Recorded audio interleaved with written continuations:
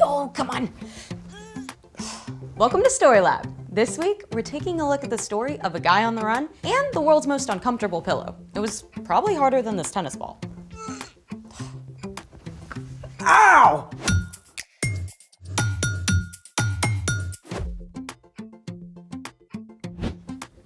Hey, I'm Sebastian. And I'm Skylar. We're talking about ways we can see God at work in history. And how we can see God at work right now. You do know it's impossible to crush a defenseless tennis ball with your own hands, right?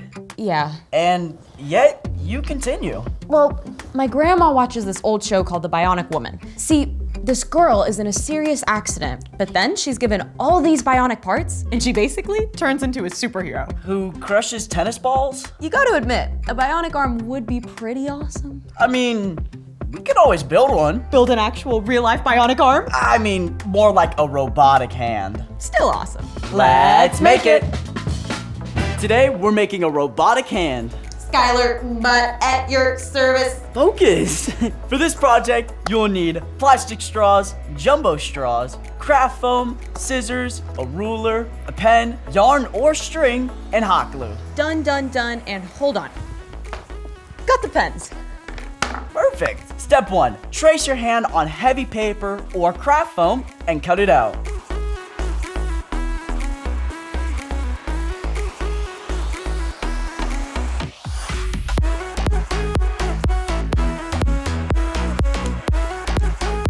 Not very robotic yet. Step 2. Cut the regular straws into shorter pieces. It's based off of your hand size. So I have small, a little bit bigger, and then larger on the palm of your hand.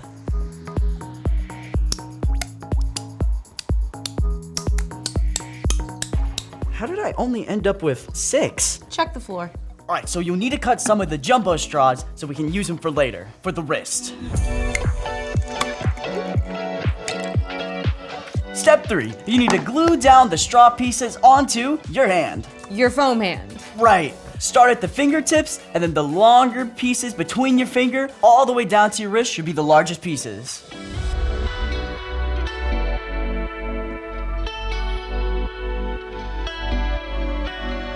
You may need to add a few more pieces if your hand is bigger, or take out a few if your hand is smaller. Perfect. When you're finished gluing your pieces, add a piece of the jumbo straw in the middle for your wrist. Ta-da! Time for the string? You know it. Step 4. Thread one strand of string or yarn through each of the 5 fingers, all the way down through the jumbo straw at the wrist. If you have a hard time threading your string, you could poke it through with a pipe cleaner, or get a grown-up to help you with a large needle. And make sure to glue each string at the fingertip so it doesn't fall out.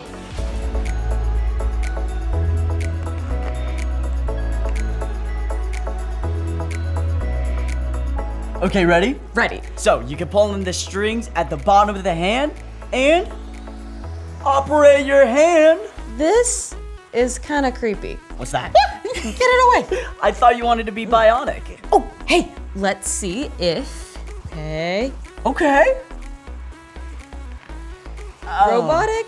Yes. Bionic? Nope. Are you calling our robotic hands posers? Or maybe imposters. Speaking of which, there's one in today's story. It's time for... The story before the story.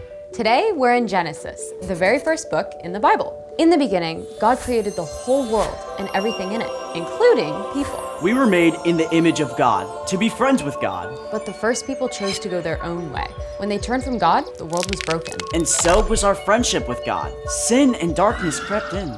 Still, from the beginning, God had a plan to restore it all. God chose one man, Abraham, and promised to bless the whole world through his family. Which is where our story starts. Take it away.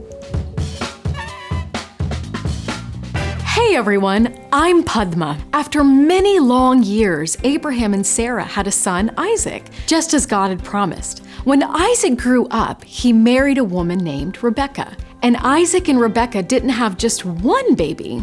Twins, Isaac. The older son, Esau, was wild and hairy. The younger son, Jacob, was not. Esau grew up to be a great hunter, while Jacob preferred to stay at home. Esau tended to be impatient. Quick, I'm starving. Give me some of that stew.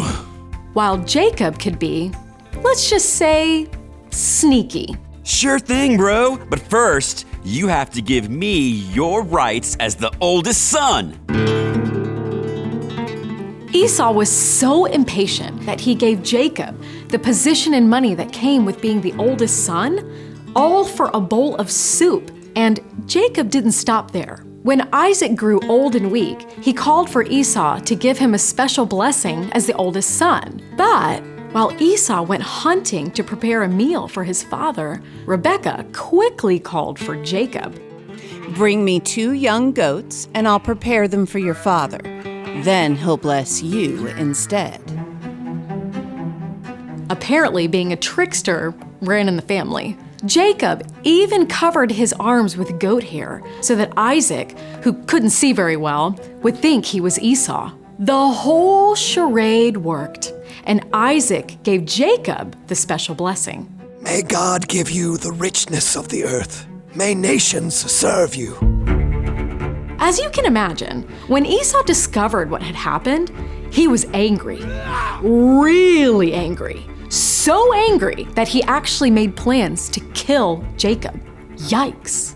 Run away at once to my brother Laban in Haran. Stay with him until your brother calms down. So Jacob left home, alone, on the run. He was at the very beginning of a nearly 500-mile journey that would take weeks of walking.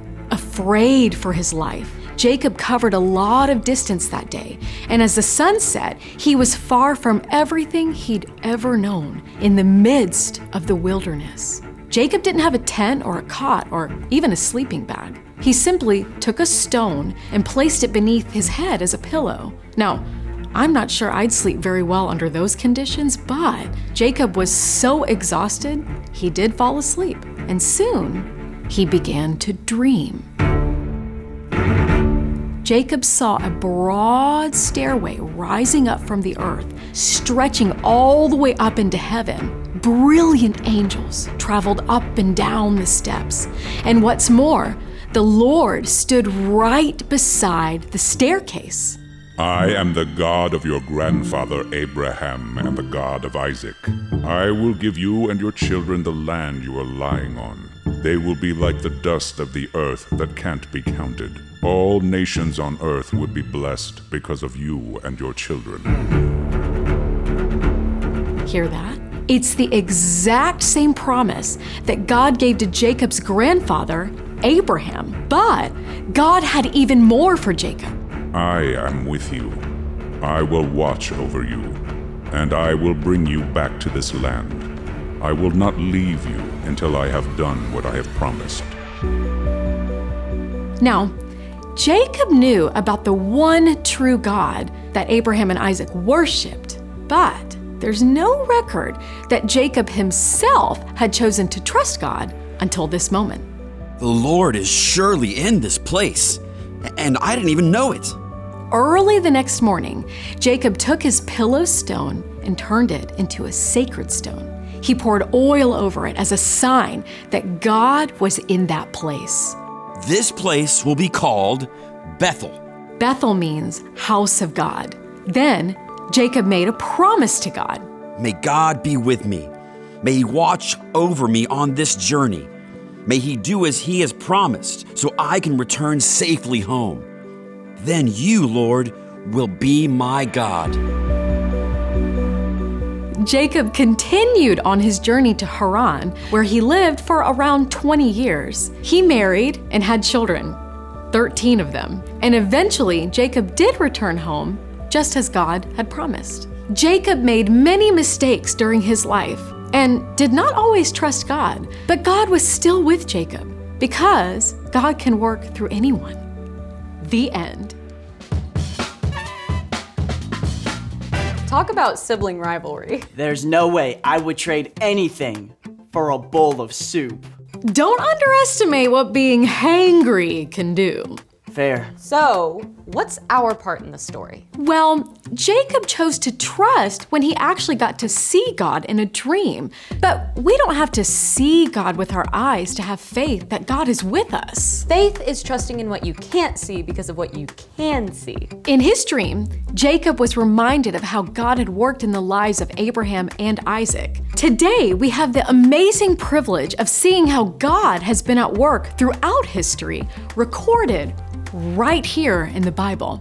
Over and over, we read how God was present with the Israelites. And God sent Jesus to live on earth with us too. Exactly. Then we see how after Jesus returned to heaven, God sent the Holy Spirit to be present with everyone, everywhere, who follows Jesus. I love knowing that even though Jacob made mistakes, A lot of mistakes. God was still with him. That's right. And you can trust that God is always with you too. Right this very second. I think you've got it. See you next time. So here's the thing. You can trust that God is with you. When you feel scared or alone, When you mess up, when you're trying something new, when you're having a great day, or an awful day. when you're being chased by a robotic arm. Get off! Don't mess with Bionic Woman. Thanks for joining us in the Story Lab. See you next time. Hey, get back off!